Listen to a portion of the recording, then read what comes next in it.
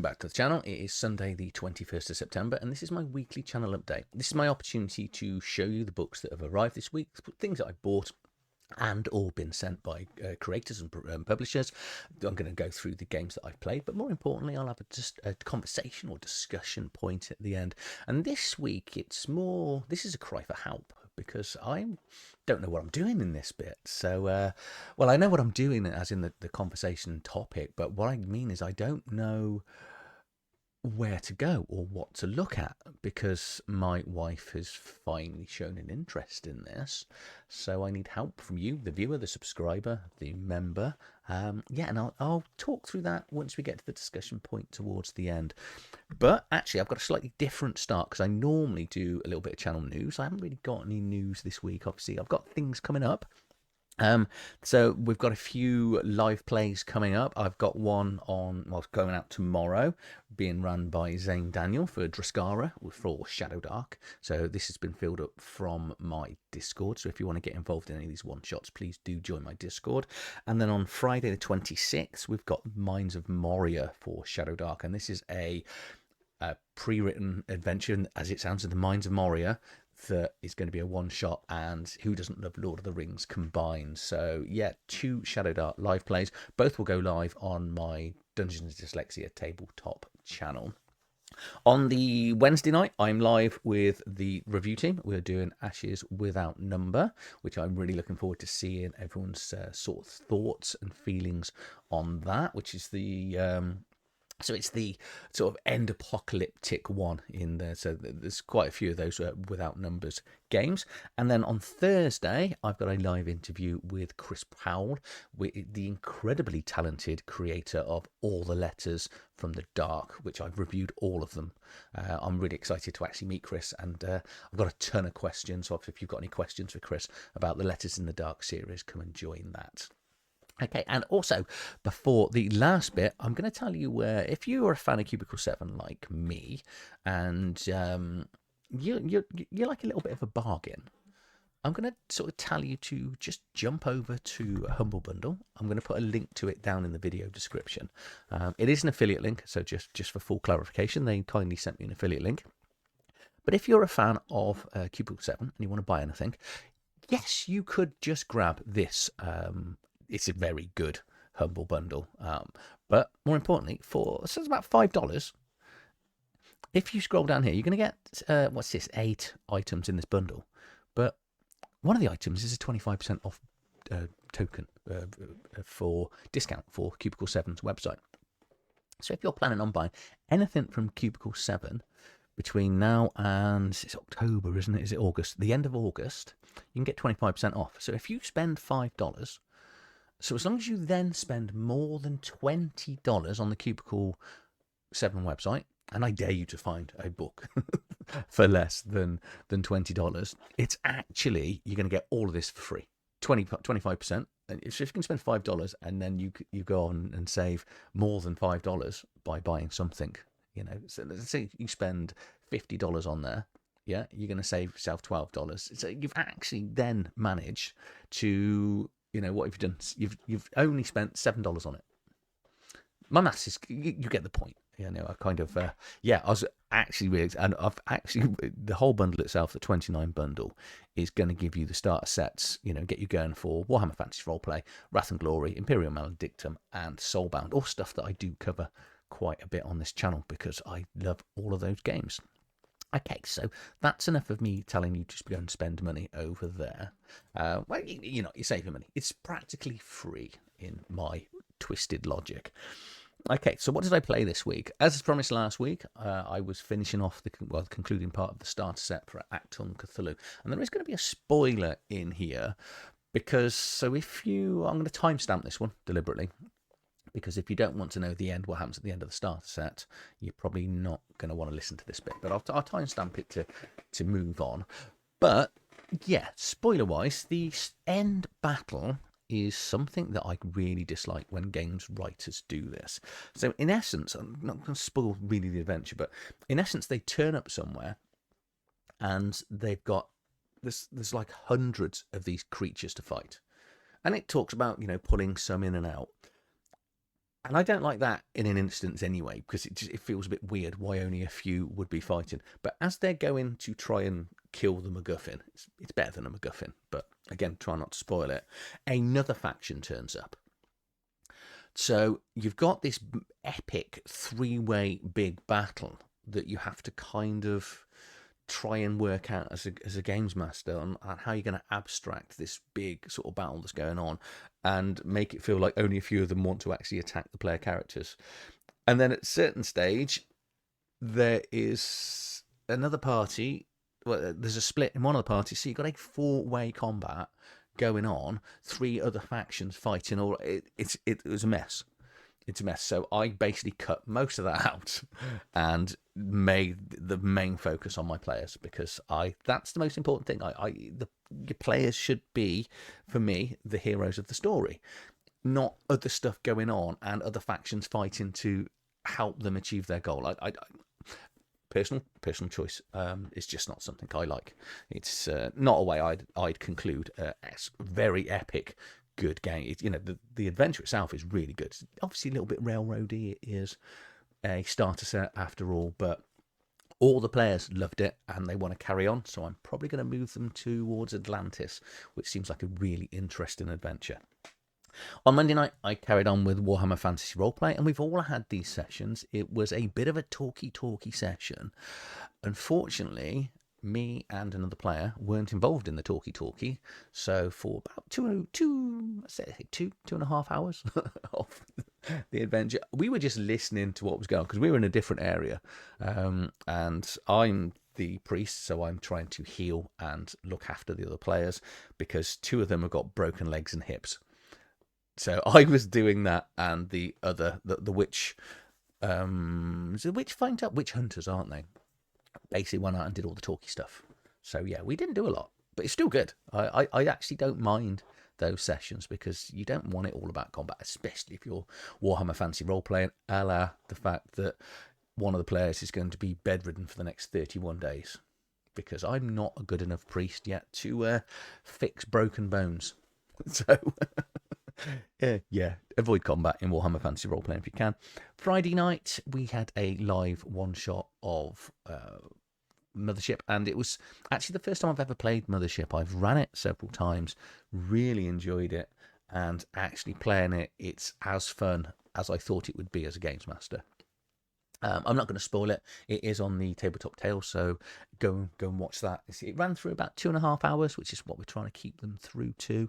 So yeah, go and subscribe to that channel as well if you want to watch the live stream. If you want to be involved in any of the live plays, or if you're a creator and you want to run and show off your project on my channel, join the Discord, and we'll get your date booked in. So that's all the games played. So let's just have a look at what's arrived this week. It's been quite a nice week, actually, because I actually had several plans for things that I wanted to review, and unfortunately, I think stuff's going to get put back, because there's a couple of things this week that I definitely want to try to get reviewed first. And it's the cult of the new. It's always the problem of being sent stuff and having stuff, but Toby Lancaster, the amazing talent that does 2d6 Dungeon, has sent the alpha rules for Legendary Dungeon, which is a solo dungeon. So I'm not going to show you too much, because these are the alpha rules going on. But the original core rulebook goes up to level 10. This is going to allow you to go from level 11 all the way up to level 20. So you're going to go into far more, as you know, the title defines, sort of epic dungeons and bosses and things like that. So he's really allowed it to sort of ramp it up. And yeah, this bit's quite important here. So creating a 10th level character, because you need to start at 10th level. But what it does mean, if you haven't survived long enough, like I've never managed, I think the highest I've got to is 4, maybe 5, I think. I've never got characters to level 10. And so it just tells you here to create a 10th level character with a couple of magic items and things to get on. But it seems to, at quick glance, run the same, works. It's going to work in exactly the same way, but it's going to be, more, say, larger, more epic monsters to fight. So next two, these were sent to me. I was just looking at things on X, and Christopher Heddy here was talking about again. So I just on TTRPG had a look and I went, that sounds quite interesting. Like the rule book here, so the basic rules are free on TTRPG. So he just sent me a link to go and download it. And this is, as you can see, it's sort of Shadowrun-esque, but it's more occulty. It very much feels. It's a D6 die pool, which obviously is always exciting. And as things get harder or easier, you're adding or subtracting dice from the dice pool. So, and the skills seem, and the attributes seem to go from 1 to 6. So I reckon at some stage you could be rolling 12, 15 dice, which seems quite fun. We've got sort of all the rules here for criticals and botches. But character creation, it's point-based. You know, you've got your 6 attributes: strength, agility, body, intelligence, willpower, charisma, some other sort of derived stats in there as well. And then, you know, you've got backgrounds and archetypes of things like riggers, street samurai, fakes. It very much feels, in essence, sort of cyberpunk. But so this is more, the world seems a little bit darker, sort of based on sort of more occulty, if that makes sense. But you've got all the cybernetics and stuff. But he also did then send me the companion book, and I don't know whether this is free to download or whether this was actually sent to me as in like with a free link. But this changes and adds some of it, but it does change the dice rule. And the dice rule I did notice was this: skill specialities explode in 6s. So if you're rolling with your skill speciality and you roll a 6, you get to roll it again. Very West End games. You know, Star Wars West End games is one of, a lot of people of a certain age, it is their favourite version of the Star Wars games. I know we've been on about doing a video sort of comparing the 3 with the review team at some stage, but it just keeps getting put back. So yeah, these are 2 here. So that is Chromatic Shadows. The next one was just a freebie that I found on TTRPG, Imperium Maledictum, starter set bonus content. So there's Halikarn's Cache, I think that's pronounced. It's going to give some extra player rewards. It's a 16-page free booklet on TTRPG. Whether it stays free, I don't know. So if you're into Imperium Maledictum, go and grab it now. But this is just going to expand on stuff within the starter set. Some additional psychic powers in there, some other NPCs and stuff, and some additional rewards, and sort of just expanding out on the adventure ideas. So additional stuff for Imperium Maledictum is always good, especially if it's free. So this is something that I will be reviewing. I think it might come this week. It might be next week. I'm live an awful lot, so I try not to put something out the same night that I'm going live. But this VeilStone, a gothic western book for Shadowdark. I love westerns. I love gothic western. I love Shadowdark. It's 140 pages, and on first read, I haven't actually got to play with the hex crawl map yet. It's bloody brilliant. It is absolutely, it's what I want from a western game, because it comes with a hex crawl map and an adventure as well. So as you'd expect, so we are going to get a couple of new ancestries. We've got the Revenant and the Veil Touched. So those who die in the shadows of the Veil can lose their way to the lands. So you're basically going to be playing an undead if you want to go with the Revenant. Or the Veil Touch, you are going to have some sort of sixth sense, and you get a +1 bonus to wisdom checks. The original classes will need a slight adjustment, so it gives you the adjustments for Fighter, Priest, Thief and Wizard, and then on top of that it's going to give you some new classes. So we've got the Gunfighter, Scout, Doctor, Spirit Guide. Unique backgrounds to the world, titles as well, some boons, magic system in here, so it's got new spells, and then details on the gameplay, shootouts and things like that. This is bloody brilliant. I've been waiting for a decent Western book. And I say decent Western one. This is the first one I've looked at, so been waiting for one, and it's a decent one. But yeah, I will have my review coming out for this, because I'm sure everyone that loves Westerns is going to want to see how good this is going to be. Next thing was I picked up myself on TTRPG was The Witch, the Book of Shadows, which is a 126 page. I've ordered this coming in, I think it's coming in hardback as well. And this is it's 126 pages of Shadowdark if you want to play a witch class. So some new ancestries in here, some new classes. You've got some new Patreons, including Baba Yaga. And I was like, okay, I'm in. And Lilith, the monster of demons. Lilith, which, if you go down certain routes, this might actually be based on, because in the Jewish myths, Lilith was the first wife, very first wife of Adam.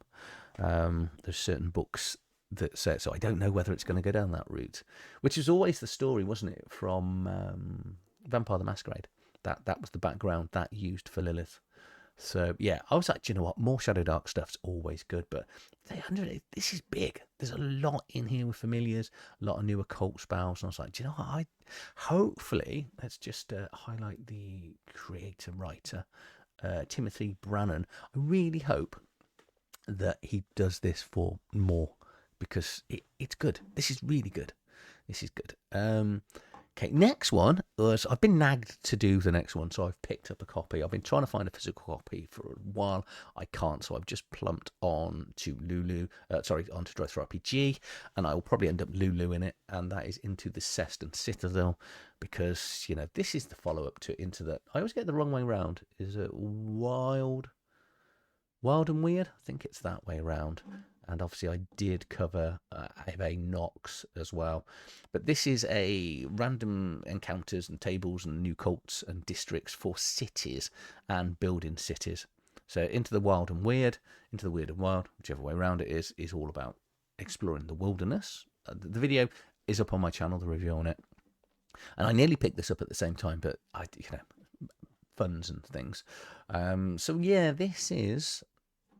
this is my first real look at it. I haven't had a chance to get into it, but I am aware what it does. It's loads of random tables. It's going to help cities and town encounters feel a lot more alive.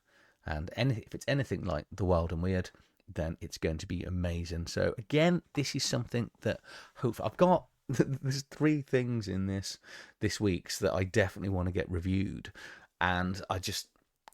ready schedules. It's having time to read, and I'm putting back previous stuff, which I always feel bad for. But I need to stop getting stuff, because I also want to do this as well, which is the Lords of Midnight solo adventure game Morkin, which I'm not aware of the Lords of Midnight computer game. But this is a solo hex crawl adventure that uses a D100 roll under system, so it is simple. People should just be easily able to get into this. I was sent this. This is all hyperlinked in here. But as you'll see, you've got, and I'm not going to spoil this, but it's nearly 300 pages. But we'll go introduction to the Land of Midnight, talking about the game, rolling up your characters, the maps, character creation, how to actually play the game to forage and hunt and things. And then it'll take you through the combat rules and healing. But then we've got starting events. We've got tables and books of events that go on, and then quests that all link into, because I was sent also, it comes with a hex crawl map, and then you've got specific locations, and then you've got random locations that you're going to make and generate. This huge beastry in here. Let's just have a quick look at the direwolf. Everything comes with art. It's just amazing. I've never heard of it. I was talking to Kieran from Fox Off RPG about it, and he backed the Kickstarter, and he actually posted a photo of it up on his YouTube channel, and I was like, that looks interesting. And unbeknownst to me, a message popped up in my Discord, would you like a copy of this? I was like, oh, I'll take a look, not realizing that it was actually exactly what Kieran was talking about and showing off. So yeah, I'm just going to show you quickly one of those events. So we got an events in here. So you arrive at a small farm. 3 families live in a state of fear. They explain that an ice troll has been raiding their livestock, not to steal them, but to butcher the animals and leave the carcasses behind. And then a variety of things will come out. So you've got some random events that are going to take place, and then some specific events depending on where you go and what you roll. Great. That's 4 reviews I need to be doing. Okay, then I'm going to go back in, and I want to go and pick up some more Cyperpunk Red stuff. So I was just looking on DriveThruRPG, what can I do, what's around there, and there are a ton of free stuff on DriveThruRPG for Cyberpunk Red. So if you put it in, there's like 2020 to 2025, there's this omnibus pack, which has got, this is just an example of one of the PDFs from one of the years, and I think around there's probably about 100 of these different things, and they're going to be like specific locations or weapons. They're not big, there's only 6 pages, And yeah, more stuff is always good. Like I was saying about Imperium Maledictum, free stuff for Cyberpunk Red, because Cyberpunk Red is really, really good. You know, I do like Shadowrun, but I can't find a good version with rules for Shadowrun. So Cyberpunk Red is my go-to sci-fi. Just, I'd say it's a nice, simple D10 setting. And one of the reasons I started looking at Cyberpunk is because they've now released the single player mode for Cyberpunk Red, which means I can start playing Cyberpunk by myself and have my own little gang, because I've rolled up many Cyberpunk characters. I've never got to play it because Forever GM, this is the game that I run. None of my players ever run it. So it means I can take the players that I've run, put them into their little gang. And with this 106 page book, this is going to take me through playing it solo, which is absolutely amazing. So I can go and pick up more of the books and some of the pre-made adventures as well now.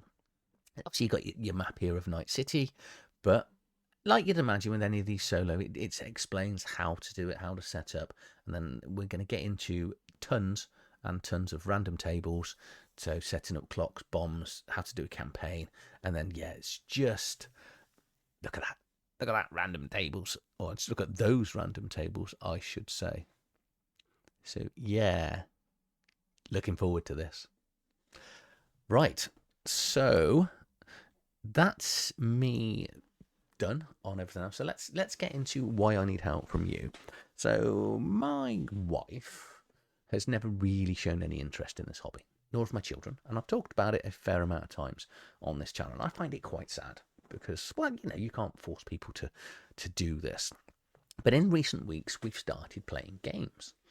So we've done a few of those murder mystery ones, you know, those packs that you can buy, because if I ever go missing and my channel just stops and I've been murdered, it's probably my wife, because all she does, well, not all she does, but she watches an awful lot on YouTube of those murder mysteries on people murdering things and how they get away and how they get caught and stuff. And I'm convinced that one day she's basically just going to do me off and get away with it, because this is homework for her.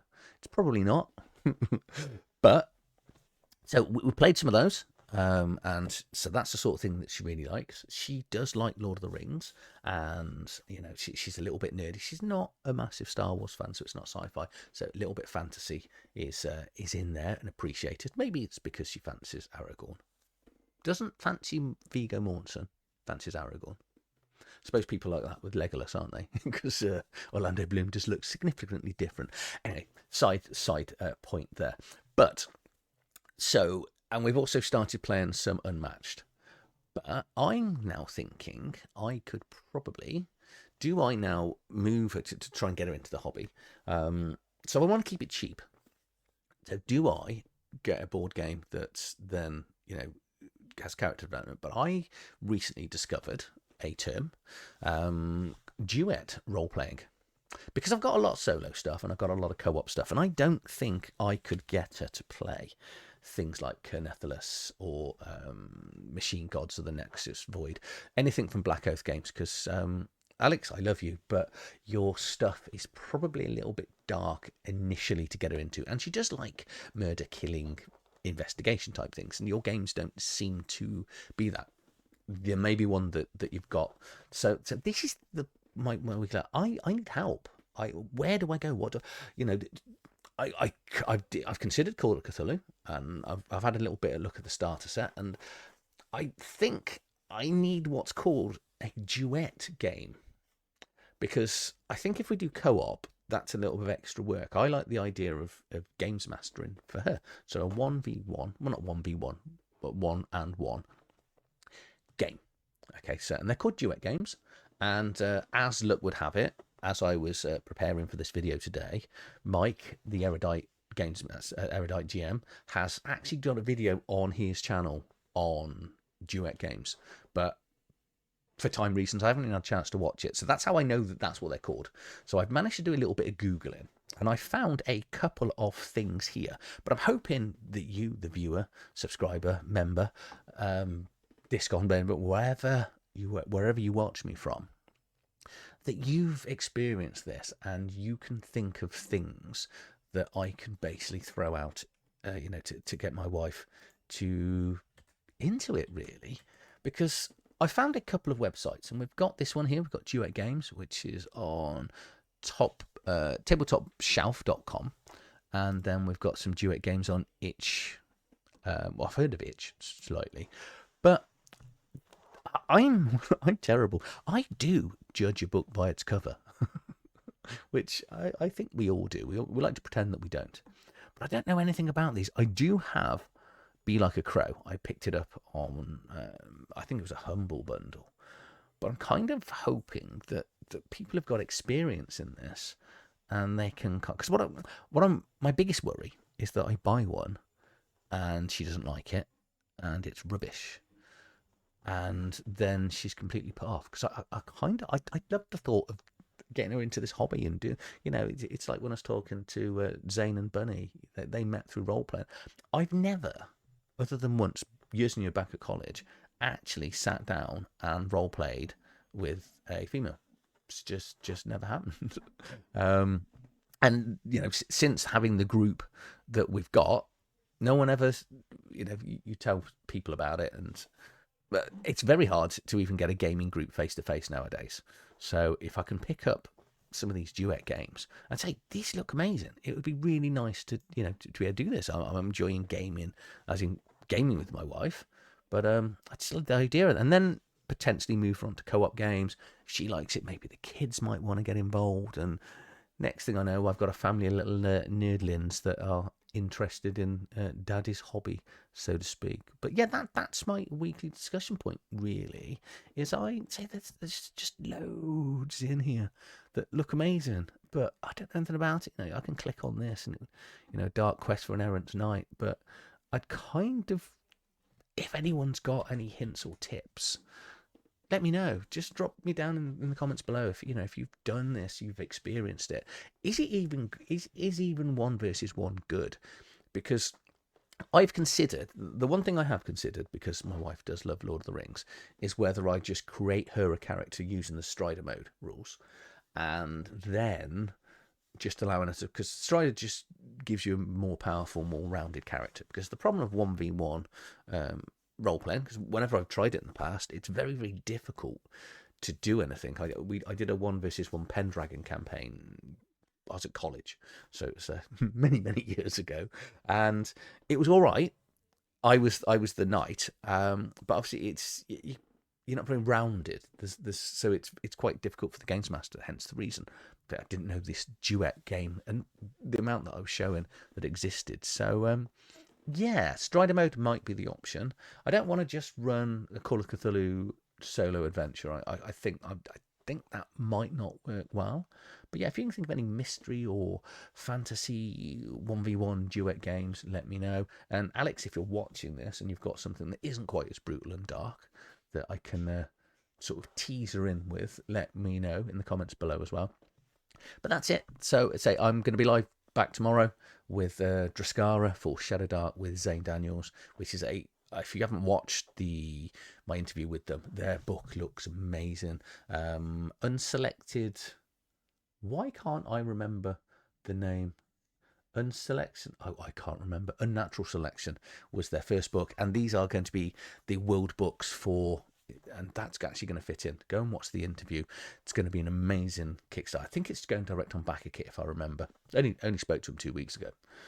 How brains work. And then say Friday night we've got it's Into the Mines of Moria, and we are just about to start sometime. It'll be around about the time this video goes live that I will be recruiting for Atomic Shadows, which is my second highest in my campaign settings. It's my second favourite campaign setting for Shadow Dark currently. It's a post-apocalyptic Mad Max inspired world with exploding dice throughout it. So I'm looking for 4 more players. So if you want to be interested in that, come and join us at the one shot. Come join my Discord, and if there's any spaces left, then you'll be able to play. So I'm going to leave it there. If you've enjoyed this video, please like, share, subscribe to the channel. Let me know down in the comments below any Duet games. Let's help Aid get his wife into role playing. Cheers for watching.